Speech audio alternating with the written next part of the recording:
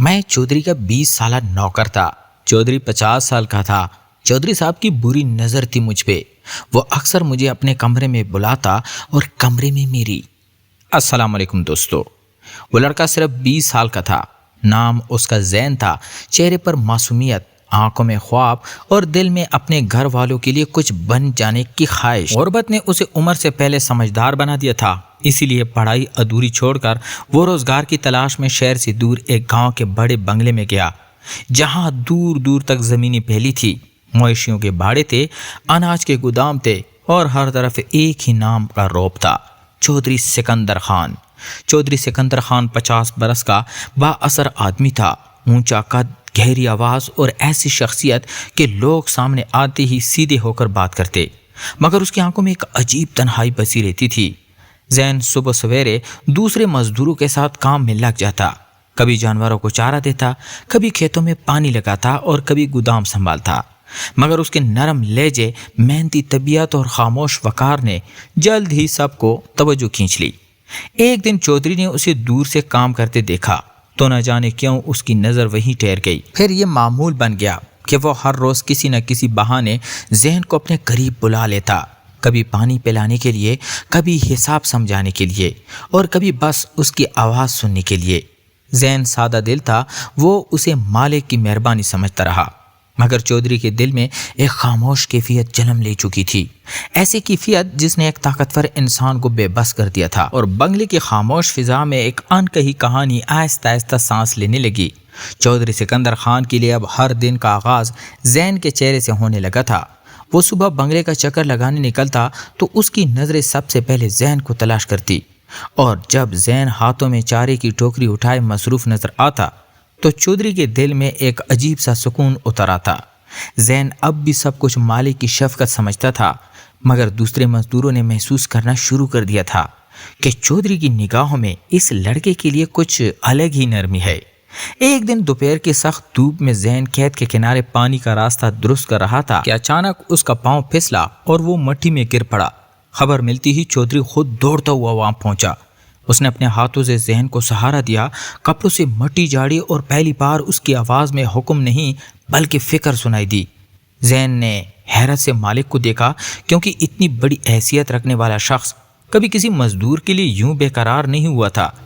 اسی شام چودھری نے اسی حویلی کے اندر بلا کر کھانا کھلایا اور ذہن کے لیے سب ناقابل یقین تھا۔ باتوں باتوں میں چودھری نے اس کی زندگی، خوابوں اور ادھوری پڑھائی کے بارے میں پوچھا، جبکہ ذہن پہلی بار محسوس کر رہا تھا کہ کوئی اس کی خاموشیوں کو بھی سن رہا ہے، مگر بنگلے کی دیواروں کے پیچھے حسد اور سرگوشیوں نے جنم لینا شروع کر دیا تھا، کیونکہ ہر کوئی جان چکا تھا کہ چودھری کے دل میں اب ایک ایسا راز پل رہا ہے جو اگر ظاہر ہو گیا تو بہت کچھ بدل دے گا۔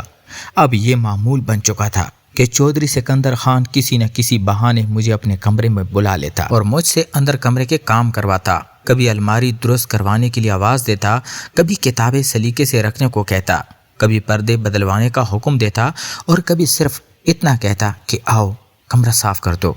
میں سادہ دل تھا، اسے مالک کا اعتماد سمجھتا رہا، مگر ہر بار جب میں اس کے کمرے میں داخل ہوتا تو محسوس کرتا کہ اس کی نگاہیں میرے ہاتھوں کی حرکتوں، میرے انداز اور میرے خاموشی پر ٹھہر جاتی ہے۔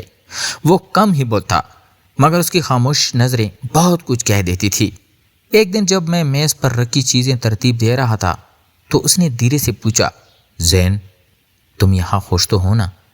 میں نے چونک کر اس کی طرف دیکھا، کیونکہ یہ سوال ایک مالک کا نہیں کسی فکر مند دل کا لگ رہا تھا۔ میں نے ہلکی سی مسکراہٹ کے ساتھ سر ہلا دیا، مگر اس لمحے پہلی بار مجھے احساس ہوا کہ بنگلے کی یہ دیواریں صرف حکم اور کام کی گواہ نہیں بلکہ ایک ایسے راز کو بھی چھپا رہی ہے جو ہر گزرتے دن کے ساتھ گہرا ہوتا جا رہا تھا، اور چودھری کے دل کی بے چینی اب اس کے چہرے سے صاف دکھائی دینے لگی تھی۔ رات کی خاموشی بنگلے پر اتر چکی تھی اور سب لوگ اپنے اپنے کمروں میں جا چکے تھے، مگر چودھری سکندر خان نے حسب معمول مجھے اپنے کمرے میں بلا بھیجا۔ میں جب اندر داخل ہوا تو کمرے میں ہلکی خوشبو پھیلی ہوئی تھی، کھڑکی سے آتی چاندنی فرش پر بکھری تھی اور ماحول عجیب سی نرمی لیے ہوئے تھا۔ اس نے آہستہ آواز میں کہا کہ آج کچھ کام نہیں، بس میرے پاس بیٹھ جاؤ۔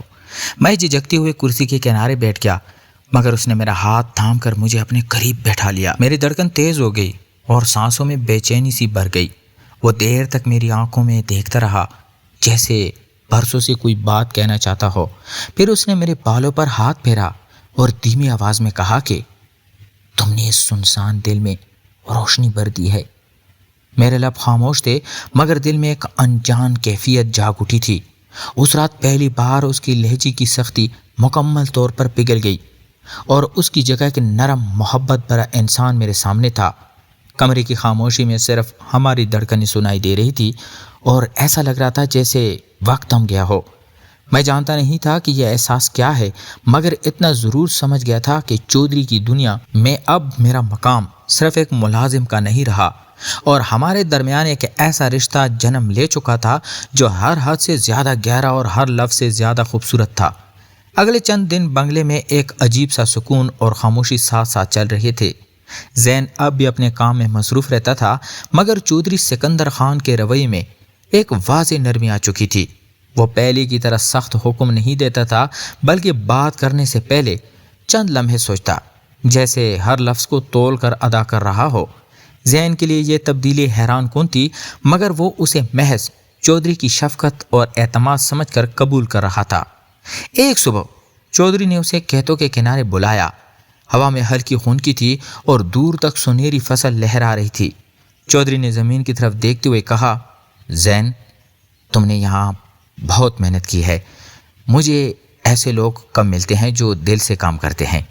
یہ جملہ عام سا تھا مگر اس کے لہجے میں ایک ایسی سنجیدگی تھی جس نے زین کو خاموش کر دیا۔ زین نے آہستہ سے کہا، چودھری صاحب میں صرف اپنا فرض پورا کر رہا ہوں۔ مگر چودھری نے اس کی بات کاٹ دی اور پہلی بار اس کی طرف براہ راست دیکھ کر بولا، یہ صرف فرض نہیں اعتماد ہوتا ہے اور میں تم پر اعتماد کیا ہے۔ ان کے الفاظ بات کچھ دیر تک دونوں کے درمیان خاموشی چھا گئی مگر یہ خاموشی بوجھل نہیں تھی بلکہ ایسی تھی جیسے دو لوگ بغیر بولے ایک دوسرے کو سمجھنے کی کوشش کر رہے ہوں۔ زین نے پہلی بار محسوس کیا کہ چودھری کے دل میں صرف حکم دینے والا سخت انسان نہیں بلکہ ایک ایسا شخص بھی ہے جو اپنی تنہائی کسی نہ کسی شکل میں بانٹنا چاہتا ہے۔ اسی شام جب زین اپنے کمرے کی طرف جا رہا تھا تو اسے محسوس ہوا کہ بنگلے کا ماحول بدل رہا ہے۔ کچھ مزدور سرگوشیوں میں مصروف تھے مگر وہ ان باتوں کو نظر انداز کر رہا۔ اس کے ذہن میں صرف چودھری کے الفاظ گونج رہے تھے، میں نے تم پر اعتماد کیا ہے، اور اسی اعتماد نے ایک ایسا رشتہ بنانا شروع کر دیا تھا جو ابھی نام نہیں رکھتا تھا مگر اپنی موجودگی کا احساس ہر گزرتے دن کے ساتھ مزید گہرا ہوتا جا رہا تھا۔ دن گزرتے گئے اور بنگلے کی فضا میں ایک خاموش تبدیلی رچ بس گئی۔ زین اب پہلے سے زیادہ پرسکون تھا مگر اس کے اندر ایک پختہ سوچ جنم لے چکی تھی کہ زندگی میں صرف کام نہیں، اپنی پہچان بھی ضروری ہے۔ چودھری سکندر خان نے بھی اس تبدیلی کو محسوس کیا۔ اس نے زین کو ایک دن اپنے کمرے میں بلایا مگر اس بار اس کے لہجے میں نہ حکم تھا نہ بے چینی، صرف ایک صاف اور سادہ حقیقت تھی، زین تم یہاں رک کر صرف مزدور نہیں رہ سکتے۔ چودھری نے آہستہ کہا، میں چاہتا ہوں تم پڑھائی دوبارہ شروع کرو، اپنے خواب پورے کرو۔ بنگلے کا دروازہ تمہارے لیے ہمیشہ کھلا رہے گا مگر تمہاری دنیا اس سے بڑی ہے۔ زین نے پہلی بار خاموشی کے بجائے اعتماد سے جواب دیا، چودھری صاحب آپ نے مجھے بہت کچھ سکھایا، سب سے بڑھ کر یہ کہ انسان کی عزت اس کے کام اور نیت میں ہوتی ہے۔ میں یہاں سے جا رہا ہوں مگر یہ سب کبھی نہیں بھولوں گا۔ اس دن بنگلے میں کوئی شور نہیں تھا مگر ہر چیز جیسے بدل رہی تھی۔ چودھری نے اسے روکا نہیں، بس ایک گہری نظر سے اسے دیکھا۔ اس نظر میں فخر بھی تھا اور خاموش قبولیت بھی۔ زین جب بنگلے سے دروازے کے باہر نکلا تو سورج طلوع ہو رہا تھا۔ اس کے قدم بھاری نہیں تھے بلکہ پر اعتماد تھے۔ پیچھے کھڑا چودھری اسے دور جاتے دیکھ رہا تھا یہاں تک کہ وہ منظر سے اوجھل ہو گیا اور اس خاموشی میں ایک کہانی مکمل ہو گئی، نہ کسی انجام کی تلخی کے ساتھ بلکہ ایک نئے آغاز کی روشنی کے ساتھ، کیونکہ بعض رشتے ہمیشہ کے لیے بند نہیں ہوتے، وہ صرف شکل بدل لیتے ہیں اور دلوں میں یاد بن کر رہ جاتے ہیں۔ تو پیارے دوستو، اگر آپ نے یہ کہانی پسند کی ہے تو آپ کے خیال میں زین نے صحیح فیصلہ کیا تھا یا اسے بنگلے میں ہی رک جانا چاہیے تھا؟ کمنٹ میں اپنی رائے ضرور بتائیں اور ایسی مزید کہانیوں کے لیے ابھی سبسکرائب کریں، ویڈیو کو لائک کرنا نہ بھولیے، شیئر کریں اپنے دوستوں کے ساتھ۔ تو ملتے ہیں ایک اور انٹرسٹنگ سٹوری کے ساتھ، تب تک اپنا ڈھیر سارا خیال رکھیے گا۔ خدا حافظ۔